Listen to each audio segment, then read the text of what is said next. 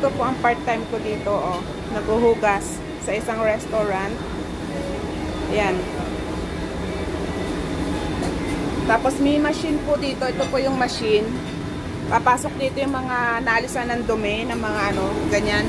Papasok po sa machine para yun, lilinisin po ng machine yan. Yan.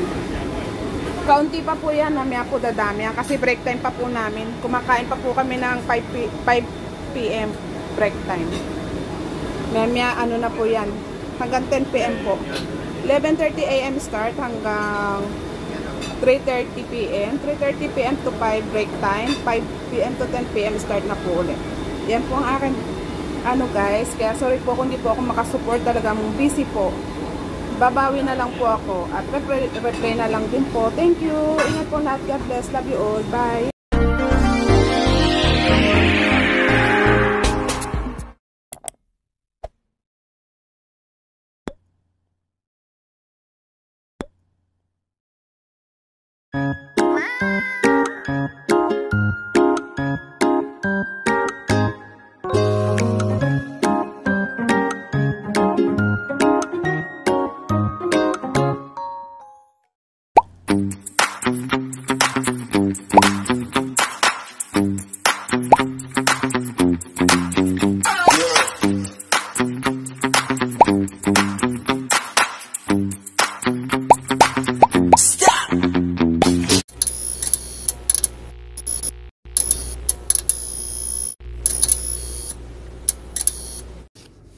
Hello guys, mega love shout out po sa inyong lahat. Ayan. Ito po yung ano ko, yung 3 days na ano bayad sa akin part time. Ayan. Kita nyo po, naka-stapler pa siya. Ayan. I-unbox. Ano ba tawag doon? Unpack or what? Ayan, naka-stapler pa po siya. Hindi ko po siya nabuksan. Hindi ko po alam kung magkano to. Ayan, kasi gusto ko ano, sabay-sabay tuloy yun.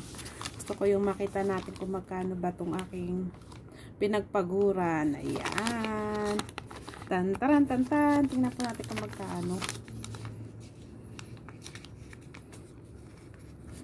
Alisin ko lang po yung sticker niya. Patulog na sana ako. Ayan oh. Nakita pa, may gamot yung braso ko. Yan. May gamot siya guys. Pinahiran ko kasi meron, kung nakikita niyo meron mapula-pula. Nilagyan ko ng gamot po kanina. Kasi merong mapula-pulang mga ano. Nilagay po ako ng gamot para wala po siya, hindi po siya kumate. Patulog na sana ako guys. Kalimutan ko to. Kahapon pa to eh. Nung Saturday pa po ito nabot sa akin. Hindi ko pa siya inopen talaga. Chan. Ito po siya guys. Ayan. Tapos may bariyang 50 NT. Tingnan po natin nakasulat. 27 point ano to?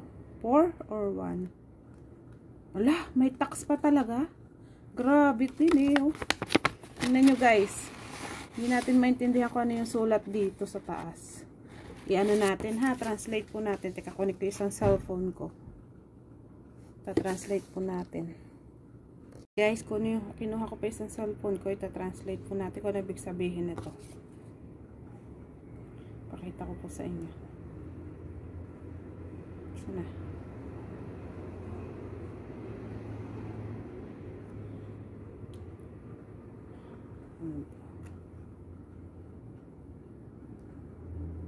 Ano ibig sabihin? Tayo ma-translate. 19 bill. Yan ang sabi, guys. 19 billion. Tapos kung nakita nyo, may ano pa, may tax pa siya. Days 27. Time is 180. 3 days po yung guys. 27.4. Ano yun? Days 27. At ano po kasi yon 3 days, 9 hours. The 9 time is 3 days. 9 hours times 3 days, 27. Ang 1 hour po guys, 180. Di nag ano yun ng 4, 8, 60. Tapos may tax pang 115. Grabe, may tax pa talaga. 4,745 po ang ano. Bilangin po natin ha. Ganito po ang 1,000 dito. 1, 2, 3, 4. Yan, ito po yung 500. 4,500. Tapos ganito po yung 100. 4,750. Yan, naka 4,750 tayo guys sa 3 days. I-compute po natin kung magkano po sa peso yung 4,750. 4,750 times 1.76.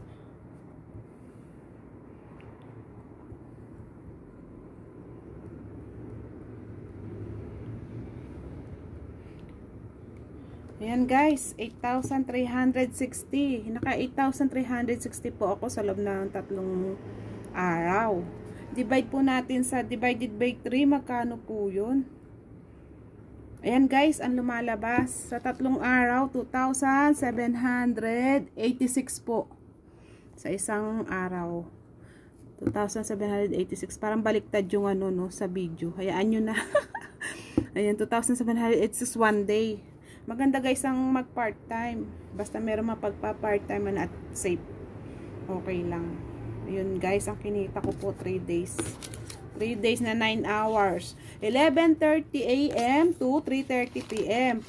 Pagdating po ng 3:30, break time po hanggang 5 PM. May 1/2 hour na break time. Tapos, balik ng 5 PM hanggang 10 PM na po yun. Wala pong upo-upo guys. Tayo po yun nakatayo po kami ng dishwasher po ako, nagdi-dishwasher. Tapos bali 11:30 pagpasok, kakain po muna kami ng lunch. Libre naman po ang lunch. Tapos noon, pagbalik po namin ng 5 PM, kakain na po kami niyan, pang dinner na po yun. Libre din po ang dinner. Tapos pag kami mga sumusobra sa mga pagkain, pwede pong iuwi. Yun. Minsan dinatapon lang nila, ang dami nasasayang. Kasi yung mga worker, libre lahat doon kumakain ng lunch tsaka dinner. Lahat po ng worker, cooker, manager, waiter, waitress, dishwasher, libre po. Yun lang po guys. Thank you for the love and support always. Love you all. Ingat po lahat. God bless. Bye-bye.